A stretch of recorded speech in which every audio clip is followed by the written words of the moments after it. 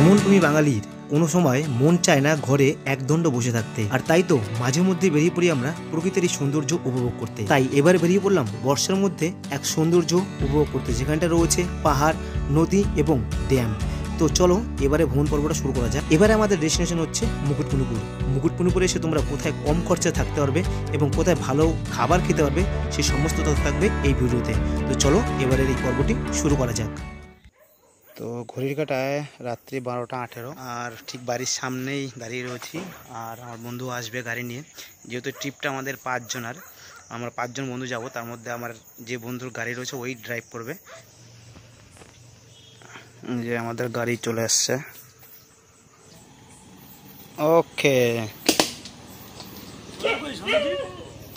তো এখন 12টা 25 বাজে, সবাই রেডি আছে মোটামুটি। এখন আমরা চলেছি আমাদের গন্তব্যের উদ্দেশ্যে।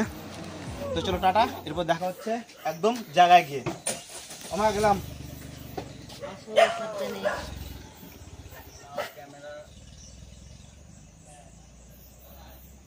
তো গাড়িতে তো উঠে গেলাম। এবার আমাদের কল্যাণী থেকে টোটাল পাড়ি দিতে হবে মোটামুটি 250 কিলোমিটার পথ। 250 কিলোমিটার না হলে মোটামুটি 230 কিলোমিটার তো হবেই। তো প্রথমে রাজু রয়েছে, আর এদিকে রয়েছে জীবন, আর এই পাশে রয়েছে আমার বন্ধু বিপুল, আর একজন সামনে থেকে আমাদের উঠবে। তো চলো তার সাথেও তোমাদের আমাদের সিনিয়র পার্সন যাকে আমরা বলবো, তো চলো তার সাথে সামনে আমরা দেখা করাচ্ছি। গানটা দাঁড়িয়েছি, আমাদের আর একজন পাণ্ডব রয়েছে। এখন বাজে হচ্ছে 12টা 32, আমরা বেরিয়ে এসেছি কিন্তু এখন রেডি হয়নি, কেবল বেরোচ্ছে বন্ধু বিপুল। এর জন্যই মেনে যাওয়া হচ্ছে, আর না গাড়ি ভাড়া অনেক আমাদের হয়ে যেত। আমাদের পাইলট আজকের, আমাদের পাইলট। আর এই পাশে রয়েছে জীবন, এর মধ্যেই আমাদের সমস্ত সামগ্রিক জিনিসপত্র রয়েছে। আমাদের লাস্ট সাথী, আসো। হর হর মহাদেব। যাত্রাপথে মহাদেবের নাম নিয়ে আমরা যাত্রা শুরু করলাম। আশা করি আমাদের যাত্রাটা খুব ভালো কাটবে, আর তোমরা আমাদের সাথে থাকো, আর জানি ঠিকঠাক আমরা পৌঁছতে পারি সেই আশীর্বাদটুকু করো। আর কল্যাণী থেকে মুকুটমণিপুরের দূরত্ব হচ্ছে প্রায় 230 থেকে 235 কিলোমিটার, সময় লাগবে 5 থেকে 6 ঘন্টা। যদিও আমরা নিজেরা গাড়ি ড্রাইভ করে যাচ্ছি, তার জন্য আমাদের সময় আরও বেশি লাগবে। ছেড়ে যাচ্ছি একদিনের জন্য ভালোবাসার শহর কল্যাণীকে। এখন আমরা পার করছি কল্যাণী ঈশ্বরগুপ্ত সেতু। 10 টাকা টোল ট্যাক্স দিয়ে আমরা এই ব্রিজ পার করব এবং তারপরে আমাদের গন্তব্যে রওনা দেবো। পার করছি কল্যাণী ঈশ্বরগুপ্ত সেতু, আর গাড়িতে আমাদের ম্যাপ অন করা রয়েছে। এই ম্যাপ ধরে আমরা যাব আমাদের গন্তব্যে। আমরা এখন যে রোডটি দিয়ে যাচ্ছি এটা হচ্ছে পান্ডুয়া রোড। আর দেখো এই মুহূর্তে হয়তো কোনো একটা তিথি, যার জন্য কিন্তু এই রাত্রেবেলাও একটা নাগাদ সমস্ত মানুষরা কাঁধে এই বাঁক নিয়ে চলেছে, হয় তারকেশ্বরের দিকে, নয়তো বা হচ্ছে কালনা যে 108 মন্দির শিব মন্দির রয়েছে সেইখানটায়। কিন্তু সারা রাস্তায় কিন্তু এরকম আমরা লোক দেখতে দেখতে যাচ্ছি। এই রাতের ঘুটঘুটে অন্ধকারের মধ্যে সবাই দল বেঁধে চলেছে বাবার নামে।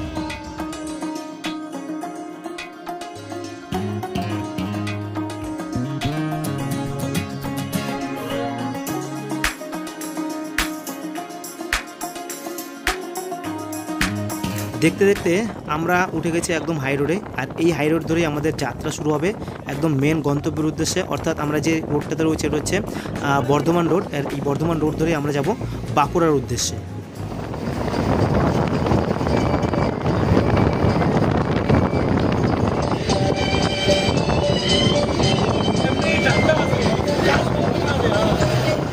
বাইরে ঝিরিঝিরি বৃষ্টি শুরু হয়ে গেছে, যদিও আমরা এই বৃষ্টিটা চাইছিলাম, যা গরম পড়েছে আর টুকটুক করে বাইরে বৃষ্টি পড়ছে, এটা কিন্তু বেশ ভালো লাগছে।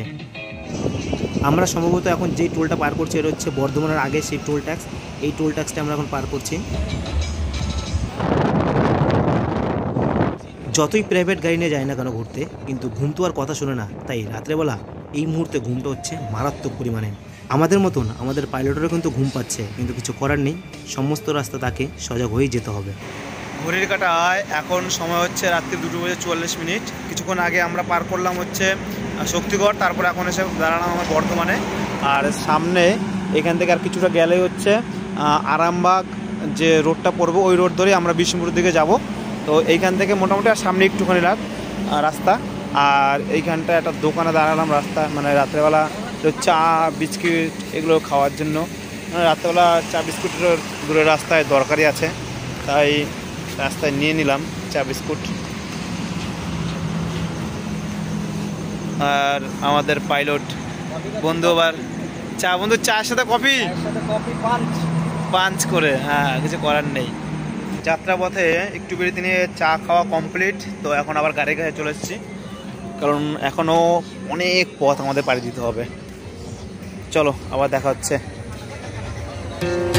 আমরা তো যাচ্ছি কল্যাণী থেকে প্রাইভেট গাড়ি করে মুকুটমণিপুর উদ্দেশ্যে, কিন্তু যারা ট্রেনে করে আসতে চাইছো তারা কি করে আসবে? তাদের জন্য রয়েছে হাওড়া থেকে সকাল 6:28 নাগাদ রূপসী বাংলা এক্সপ্রেস, যে ট্রেনটি 10টার মধ্যে বাঁকুড়া স্টেশন নামিয়ে দেবে। অর্থাৎ তোমাদেরকে বাঁকুড়া স্টেশন নামতে হবে, এবং বাঁকুড়া স্টেশন থেকে বাইরে বেরিয়ে আসলে যে বাস স্ট্যান্ড পড়বে সেখান থেকে তোমরা পেয়ে যাবে প্রাইভেট গাড়ি। বাঁকুড়া স্টেশন থেকে মুকুটমণিপুরের দূরত্ব হচ্ছে 55 কিলোমিটার। সেক্ষেত্রে গাড়ি ভাড়া পড়বে মোটামুটি 1500 থেকে 1600 টাকা। 5 জন একটি গাড়িতে যেতে পারবে। এছাড়াও বাঁকুড়া স্টেশনের বাইরে থেকে তোমরা বাস স্ট্যান্ড থেকে বাসও পেয়ে যাবে মুকুটমণিপুর পর্যন্ত। সারা রাত জার্নি করে সকালের আলো মোটামুটি আস্তে আস্তে ফুটে উঠছে, আর এই মুহূর্তে পরিবেশটা দেখতে আরও দারুণ লাগছে। ঘড়ির কাঁটায় সময় এখন সকাল 4:46, আর আমরা এখন রয়েছি বিষ্ণুপুরে। এখান থেকে মুকুটমণিপুর মাত্র আর হচ্ছে 70 কিলোমিটার, আর মোটামুটি 1 ঘন্টা 10-15 মিনিট লাগবে। তো এখন দাঁড়ালাম একটু সকালবেলাতে। দেখো চারিদিকের পরিবেশটা ঠিক এই রকম, পুরো পরিষ্কার, কিন্তু আকাশ পুরো মেঘলা রয়েছে। আর তার মাঝখানেই বিষ্ণুপুরের একটি জায়গা আমাদের গাড়ি দাঁড়ালো। ভোরবেলার এই প্রকৃতির অপরূপ দৃশ্য দেখতে দেখতে এবং প্রকৃতির এই অপূর্ব হাওয়া সেবন করতে করতে আমাদের গাড়ি ছুটে চলেছে আমাদের গন্তব্যের উদ্দেশ্যে।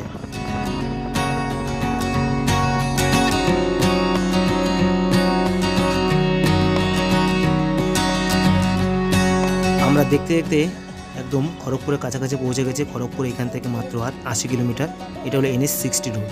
সকালবেলা মেন হাই রোড ছেড়ে আমরা যখন গ্রামের পরিবেশে ঢুকলাম তখন কিন্তু দৃশ্য টোটালি পাল্টে গেছে, আর এই দৃশ্য ভালো লাগবে সকলের।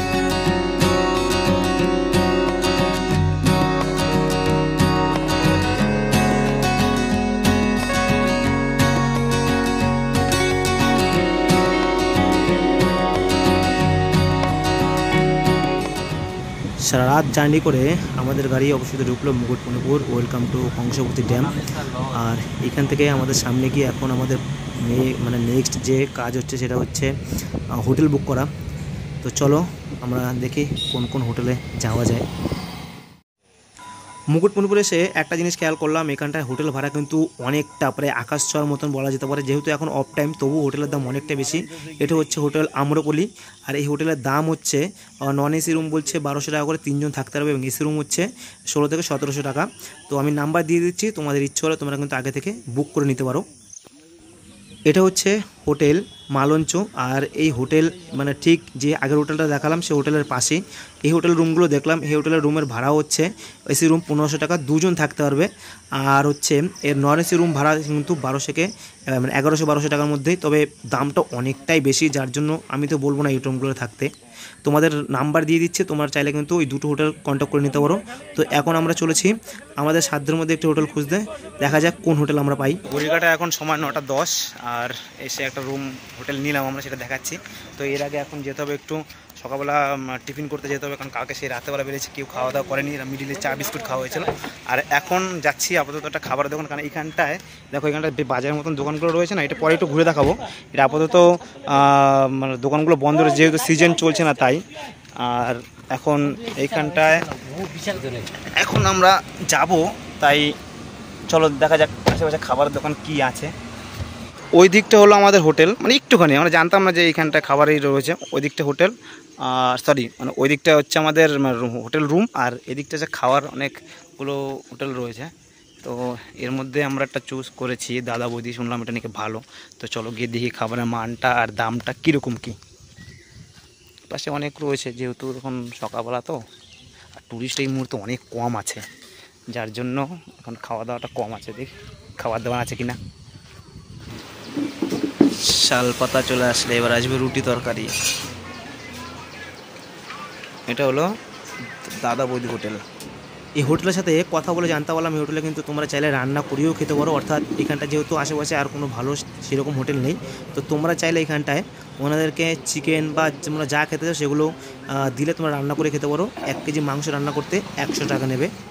আমাদের সকালবেলার টিফিন হচ্ছে রুটি নিলাম আর হচ্ছে আলুর প্লেটে আলু। তো আলু তোমরা পরে চাইলেও দেবে, অসুবিধা নেই। 10 টাকা করে আলু প্লেট, তো পরে আবার আলু চাইলেও সেটাও দেবে। রুটি হচ্ছে 6 টাকা করে পিস, আর হচ্ছে তরকারি 10 টাকা প্লেট, এই দেবে। তো পরে চাইলে আবার দেবে, খাওয়াটা করা যায়। আচ্ছা, ওই হচ্ছে হোটেল, ওই হোটেলে আমরা খেলাম সকালের খাবার। আর ঠিক এই দিকটায় হচ্ছে আমাদের হোটেল রুম। তো চলো এবার এক ঝলকে তোমাদের আমাদের হোটেল রুমটা দেখায়, আর হোটেল রুমের সামনে যে ভিউটা রয়েছে সেই ভিউটাও দেখাবো। এই দেখো এখানটা রয়েছে ভিজিটিং কংসাবতী ড্যাম, আর ঠিক এই পাশে রয়েছে আমাদের হোটেল। এখান থেকে বেশি দূরে না, একটুখানি দূরে, তবে জানতাম না বলে আমরা গাড়ি নিয়ে এসেছিলাম। তো চলো এবার হোটেলের রুমগুলো তোমাকে দেখাই। এই ড্যামের ঠিক সামনে একটা মন্দির রয়েছে, শিব মন্দির। আর ঠিক এদিক থেকে এখন আমরা যাচ্ছি আমাদের হোটেলে। অ্যাকচুয়ালি যেই হোটেলটা আমরা নিয়েছি এটা হচ্ছে ওয়েস্ট বেঙ্গল, মানে সরকারি হোটেল। তো তার কিছু প্রসেসিং রয়েছে বুকিং করার।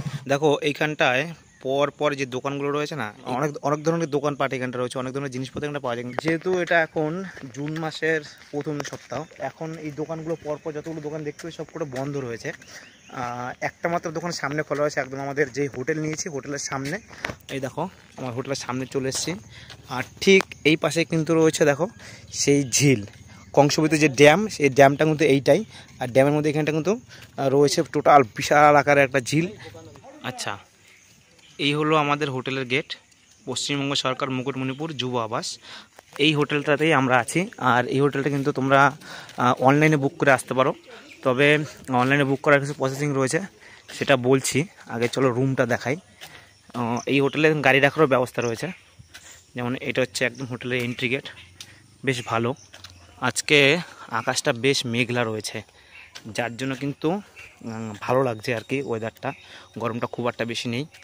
আর ওই পাশে রয়েছে ঝিল, ড্যাম বলা যায় যাকে, পুরো ড্যামটা কিন্তু ওই সাইডে রয়েছে, কংসবতী নদী ওইটা পুরো। এই যে আমাদের গাড়ি ওইখানটায় রেখেছিল, এখন সাইড করছে। এটা হচ্ছে হোটেলের একদম বাইরের সাইড। এই হোটেলে কিন্তু এসি নন এসি সব রকম পেয়ে যাবে। এটা হচ্ছে নাম হচ্ছে ইউথ হোস্টেল, বা বাংলা যদি বলি যুব আবাস, পশ্চিমবঙ্গ সরকারের এইটাই। তো চলো এবার রুমগুলোটা দেখা যাক। আচ্ছা, ওই যে নিচ থেকে উপরে আস্তে আস্তে হাঁটতে হাঁটতে আসলেই এইখানটা দিয়ে যদি যাও, এই যে রুম, আমরা একটা ডরমিটারি রুম নিয়েছি।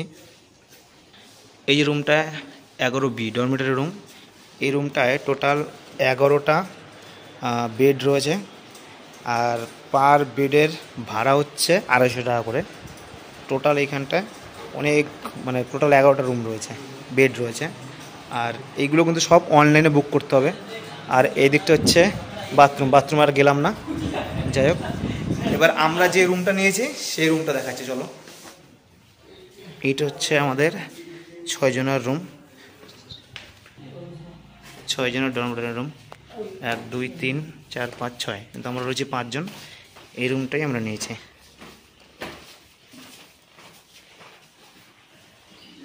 মানে মোটামুটি বলা যেতে পারে যে বড় ফ্যামিলি কিংবা একসাথে অনেক লোক যদি এক ঘরের মধ্যে থাকতে চাই, তাহলে কিন্তু এই রুমগুলো বেশ পারফেক্ট। আচ্ছা, এটা হচ্ছে বাথরুম, জয়েন্ট ঘরের মধ্যে আছে। ও, একটার মধ্যে ইন্ডিয়ান রয়েছে, আর একটার মধ্যে কোমোড আছে, আর এই সাইডে রয়েছে বেসিং। যাক, আর ডিটেল দেখালাম না, পরিষ্কার পরিচ্ছন্ন আছে, বেশ ভালো। আর জানলা থেকে এইখান থেকে টোটাল ভিউটা পাওয়া যায়।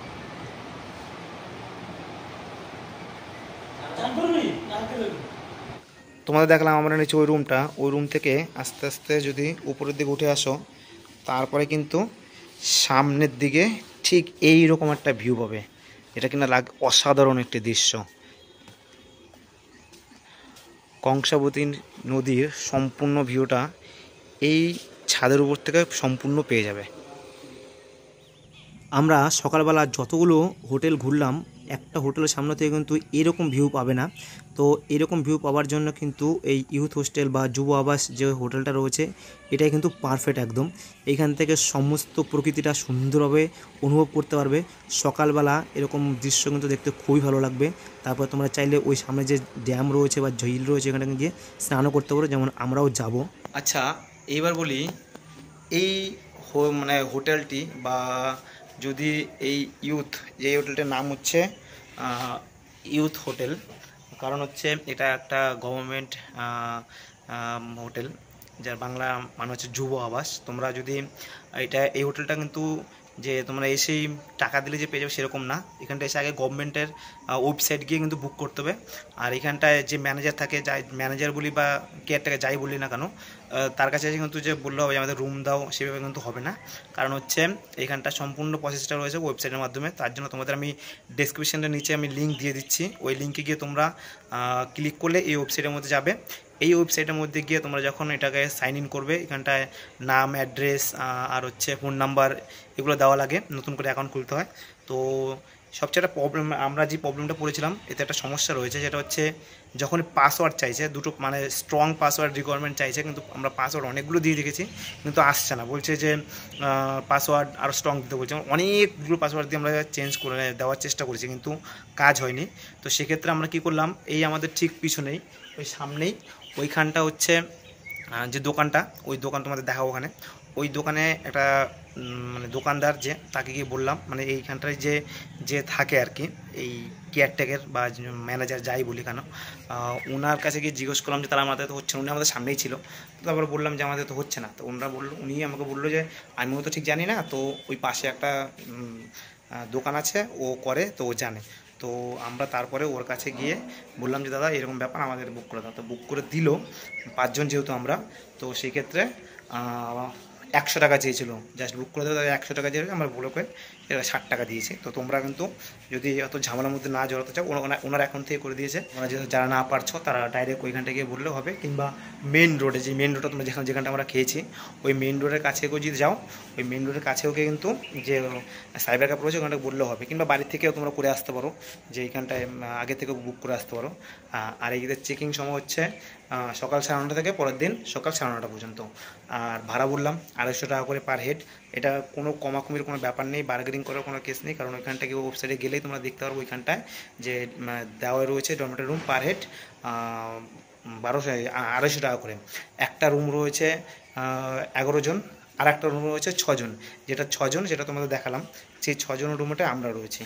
তো চলো, এটা ছিল মুকুটমণিপুর ঘুরতে আসলে, যদি তোমরা কেউ বড় ফ্যামিলি নিয়ে ঘুরতে আসতে চাও, তাদের জন্য রুম। তো আজকের এই ভিডিও তোমার সামনে তুলে ধরলাম একদম কম খরচের মধ্যে মুকুটমণিপুরে কোথায় এসে থাকতে পারবে তারই ভিডিও। তো দেখা হচ্ছে পরের পর্বে।